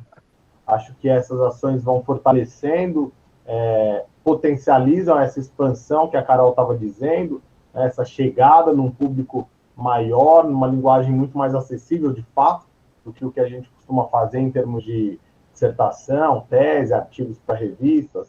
É muito bom e muito importante esse passo. Me cabe dizer só do meu prazer, da minha honra de dividir essa fronteira, essa trincheira com todas vocês, com todos vocês. Já foi muito bem pontuado aqui, me sinto, tenho a sensação de estar do lado certo da história, numa trincheira que é extremamente importante, que é a de produção e sistematização de reflexões, de conhecimento, de ampliação do diálogo. Então, não me cabe acrescentar nada no que já foi exposto, brilhantemente exposto por todos e todas, só agradecer e dizer da minha honra de estar com vocês. Eu considero a coluna Opinião uma democratização mesmo do conhecimento, né? A possibilidade de usar todas as linguagens que estiverem ao nosso alcance para comunicar aquilo que importa, aquilo que é essencial, aquilo que nos atravessa de uma forma profissional, acadêmica e existencial. Então, eu valorizo muito todas essas linguagens que a gente tem a oportunidade de usar ali na coluna, e ressaltando todas as falas me enriqueceram muito hoje. É bom quando é uma coisa autoral, a gente ouve o autor falando de como aquele tema o tomou e chegou a virar uma crônica, né? Um texto. Isso é muito rico, muito forte. Mas, em especial, eu vou destacar a tua fala, Hernani. Me emocionou muito quando você falou é preciso biografar essas histórias de trabalhadores que estão em sofrimento. Não é fácil se envolver com o sofrimento do outro. A gente foge disso, por defesa. Então, quando você coloca o seu tema e a sua profissão, o seu trabalho, a sua inteligência, a sua sensibilidade para sentir com o outro esse sofrimento, isso nos arrasta. Eu me senti muito mobilizada. Já vi o lançamento do teu livro e tudo, mas hoje foi especial para mim. Muito obrigada. Esse fórum tem representado na minha vida um alento, tipo um lugar, um refúgio, um lar mesmo. Na saúde do trabalhador, a gente tem passado por momentos tão difíceis que agora a gente, nessa conjuntura desse governo ainda mais reacionário, mais fascista, a gente acaba ficando meio desanimado, meio desalentado. E aqui a gente tem uma possibilidade de fazer uma troca entre pessoas tão diferentes e que sempre acrescentam muito. Então, eu sou muito grata de estar aqui, de participar hoje desse lançamento desse livro, porque um dia desses aí eu estava lendo um livro que eu ganhei do Fadel e estava vendo a importância que tem esse fórum em fazer uma mistura tão perfeita de saúde do trabalhador com cultura, com tantos outros ingredientes que acabam por fortalecer e nos transformar. Poesia, música, tudo isso tem ajudado muito a gente a fazer uma convivência mais suportável nessa conjuntura, nesse cenário que a gente é obrigada a viver. Eu queria parabenizar a todos, né? Acho que assim é muito emocionante ler a coluna e isso nos mostra também o quanto tem pessoas que estão resistindo, né? E isso dá força para a gente. E parabenizar, né, Fadel, a você por nos permitir isso, né? Essas indignações e mostrar para a gente que é sempre possível. Então, eu queria parabenizar a todos por esse conjunto, por essa obra, e parabenizar você, Fadel, por nos permitir cada dia mais e mais recriar e resistir. Então, Então, eu queria parabenizar ao grupo, né, especialmente na sua pessoa, professor Fadel. Eu sabe que eu sou da saúde coletiva, sou da saúde pública, e não sou especialmente da saúde trabalhador, mas sempre estou acompanhando, né, os inscritos, né, principalmente através dos textos compartilhados, né, como eu falei, pelo Diego, pela Luciene. Então, apesar de eu não ser um efetivo do grupo, mas eu sou um espectador do grupo, e sou um ouvinte, um leitor, né, e dá muita satisfação, muita alegria, e nos fortalece na nossa luta, né, os textos publicados pela coluna. O que eu falo que eu fico muito emocionada, né, porque isso tudo tem uma história, né, a história desde a gente tá renovando esse projeto, tá escrevendo lá como meta, né, as produções, né, fazer as produções, fazer os livros, né, e me vem também a lembrança lá de João Pessoa, da coluna Opinião, depois vem essa pandemia que atravessou tudo, as próprias reuniões do fórum, até que a gente começa a fazer virtualmente. O blog nunca parou, temos conta no Instagram, para quem não nos segue, né, tudo nosso está no Multiplicadores de Visate, no Instagram, temos uma conta no YouTube também, que a gente coloca as aulas, essas reuniões que são gravadas, estão colocadas lá, até a minha defesa está lá, Multiplicadores de Visate também, é só se inscrever. Mas, enfim, a coluna nunca parou, né? E quando a gente chega nesse momento assim, de projeto, né, de finalização, de prestação de contas, que a gente começa a gente está no grupo, né? Tem as produções, e assim, gente, nós temos muito material escrito, tem muita coisa pronta já, né? E aí, porque o blog é uma potência, é um depositório de material, e a coluna Opinião, ela é riquíssima, né? E daí ficou decidido que essas produções seriam em cima dos textos da coluna, e fomos estabelecendo os critérios. E aí chegar no final dessa coisa toda, que eu acho que... Queria até falar muito da Isabela. A Isabela é a pessoa que hoje coloca os textos toda noite na coluna Opinião, né? Eu dou o bom dia, acordo às vezes as pessoas de madrugada, às vezes mais tarde um pouco, né? Porque eu fico divulgando os textos. Desculpa se eu invado, né? O WhatsApp das pessoas, fazendo a divulgação. Mas tem a Isabela, que coloca os textos todos os dias. E aí a gente chega no final, assim, né, com os amigos, né, porque aqui somos amigos, né, essas pessoas que generosamente escrevem para a coluna, que generosamente estão aqui, né, que tiveram falas maravilhosas, e eu fico lembrando, né, do que o Renê falou, quando me abala muito, mexe muito comigo. Tem escrito? Não. Quando fala das pessoas, né, mortas nessa batalha aí contra a pandemia, né? Ricardo, com esse olhar doce, essa fala gentil, poética dele, e me solidarizo muito com o Bruno, quando o Bruno fala que, sabe, as coisas vão além das cores, né? As coisas vão além das cores, a saúde pública parece que como o Diego falou, uma questão ideológica, e bota assim a cor, não, é o rosa, é o amarelo, não sei o quê, e a gente não aprofunda no que está adoecendo, matando, né, fazendo a gente morrer dentro da saúde pública. Egmar, também acho, esse exercício, Egmar é uma das pessoas que mais me estimula a escrever, além de Fadel, né? Esse exercício da escrita é muito, muito bom, muito bom. Você é um escritor nato.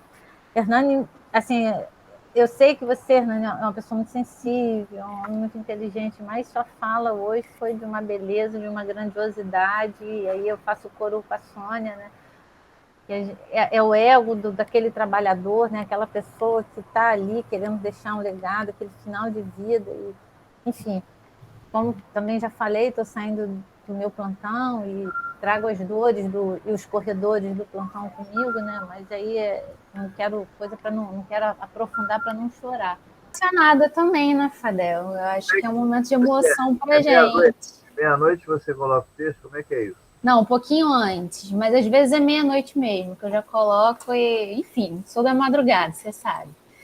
E eu também estou muito emocionada aqui, né, vendo vocês falando, né, tanto sobre a coluna Opinião, assim, às vezes a gente não tem esse retorno, né, Lu? A gente tá sempre divulgando e tudo mais, e a gente não tem um retorno do pessoal, e é tão importante, assim, ouvir vocês falando, né, de como isso transforma, né, o cotidiano de vocês, né, como isso é uma ponte com conhecimento talvez muito maior do que esse conhecimento acadêmico, né, e tudo mais. E esse retorno, assim, eu acho que é o mais importante, assim, o que a gente está vendo hoje, assim, eu acho que isso emociona demais, né? E tudo isso que vocês estão falando é bastante importante para o nosso trabalho, que a gente está ali naquele cotidiano, naquela coisa meio frenética, porque é um trabalho árduo, né, de organização. Acho que eu, Luciene e Fadel, a gente está, né, pegando esse touro aí pelo chifre, porque todo dia a gente está editando o blog, todo dia a gente está divulgando, todo dia é o trabalho de todo dia mesmo. Então, é muito importante a gente estar aqui hoje ouvindo vocês, né, e tendo esse retorno. Bom dia a todos, né? Agradecer a presença de todo mundo. Como a Isabela disse, é muita emoção, né, ver a coluna Opinião, ver o histórico dela, ver as suas intenções, tá lá desde o início, porque é isso, né? Um espaço de um conhecimento até mais imediato, né? E menos burocratizado que o da academia, mas, e por ser mais imediato, eu acho que é isso que torna tão especial. É um espaço mais livre, que eu acho que tem muito valor, até mesmo para a própria academia, né? Muito bom, cara, estar aqui com vocês. Você foi convidado também para ser colunista, mas até agora ainda não deu as caras. Eu estou tentando aprender, Fadel. Vocês escrevem muito bem, cara. Essa coisa de crônica é uma arte, né? E aí a gente fica muito bitolado nesses textos científicos. E aí agora eu estou aprendendo com vocês. Por enquanto eu estou observando, mas eu vou mandar um texto. Tá bom. Para você avaliar primeiro. Muito boa hoje o evento.